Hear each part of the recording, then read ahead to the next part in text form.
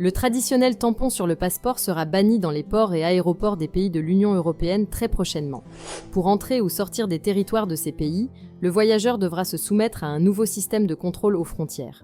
Fini le tampon sur le passeport en entrant la zone Schengen. Adoptée depuis des années, cette procédure sera, en effet, remplacée par un autre système de contrôle au niveau des ports et aéroports des pays de l'Union européenne. Il s'agit en fait du système entrée-sortie, appelé aussi EES, pour Entry Exit System, qui devra entrer en vigueur très prochainement. Un système qui a été annoncé, notons-le, il y a quelques années, et aurait dû être appliqué en 2022. Cette nouvelle procédure verra le jour officiellement le 10 novembre prochain. Ainsi, les voyageurs non ressortissants de l'UE seront appelés à se soumettre à ce système à l'entrée comme à la sortie du territoire Schengen.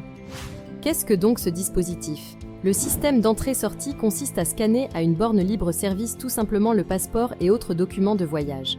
Ce système de gestion des frontières enregistre le nom des voyageurs, leurs données biométriques, ainsi que les dates et lieux d'entrée et de sortie du pays.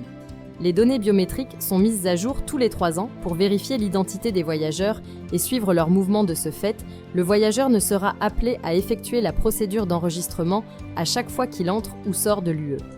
Il est clair que cette disposition permettra de fluidiser le trafic au niveau des ports et aéroports.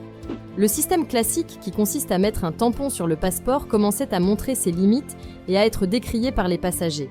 Pour eux, cette procédure est pour beaucoup dans les lenteurs enregistrées parfois au niveau des ports et aéroports. L'EES permettra de gagner du temps au contrôle. Si la vidéo d'aujourd'hui vous a plu, le lien de l'article complet est dans la description. Et n'oubliez pas de vous abonner.